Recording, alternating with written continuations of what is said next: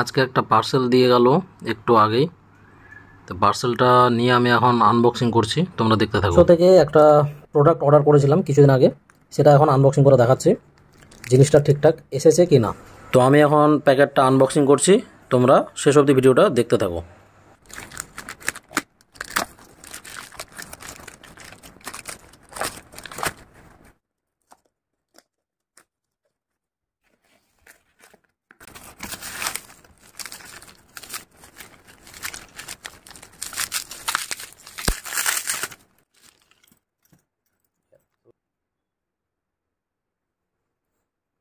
এই যে আমার পছন্দের একটা ঘড়ি আমি অর্ডার করেছিলাম, কোয়ার্টজ লেখা। হাতে কতটা ভালো করে ফিট হচ্ছে সেটা তোমাদের আমি পরে দেখাচ্ছি। সামনেটা এইভাবে দেখতে, পুরো ব্ল্যাক কালার, দেখতে খুব সুন্দর লাগছে।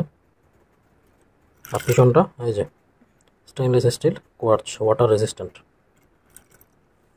আমি এটা হাতে পরে দেখছি কতটা ভালো মানাচ্ছে।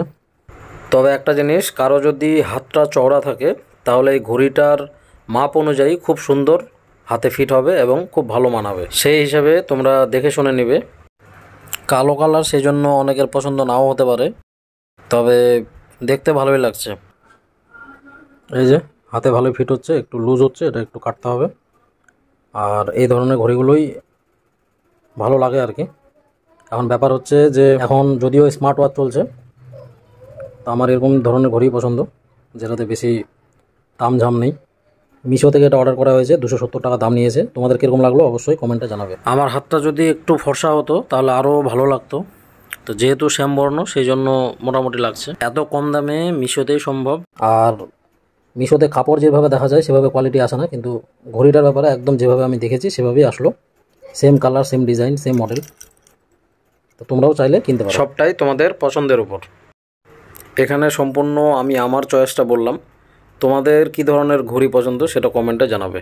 তোমাদের আরও একটা ইনফরমেশান দিয়ে রাখি, তোমরা যে কোনো ধরনের জিনিস যদি কিনতে চাও, সেটা কাপড় বা ঘড়ি, বেল্ট, জুতো ইত্যাদি জিনিস, তোমরা শপসি থেকে শপিং করতে পারো, যেটা ফ্লিপকার্টেরই একটা অংশ, কিংবা মিশো থেকে তোমরা এই সমস্ত জিনিসগুলো দেখতে পারো। কারণ এই দুটো সাইটেই সব থেকে কম দামে জিনিস পাওয়া যায়, আর জিনিসগুলো বেশিরভাগই ভালো আসে। তবে কিছু কিছু জিনিস একটু কোয়ালিটি খারাপ থাকে, না থাকার নয়। তোমরা অ্যাটলিস্ট সেম জিনিস এই দুটো সাইড থেকে নিলে অনেক কম দামে পেয়ে যাবে। তবে এখন অনেকে স্মার্ট ওয়াচ ব্যবহার করছে, যার ফলে স্কিনে ইরিটেশন হচ্ছে। যারা ব্যবহার করে তারাই বুঝতে পারে। স্মার্ট ওয়াচ থেকে সবসময় অল্প পরিমাণে রেডিয়েশন নির্গত হতে থাকে, যেটা আমাদের শরীরের পক্ষে ক্ষতিকর নয়, তাই অনেকে ব্যবহার করছে। তবে দীর্ঘক্ষণ ব্যবহার করলে হাতে একটা ইরিটেশন হয়। আজকের ভিডিওটা এতটুকুই।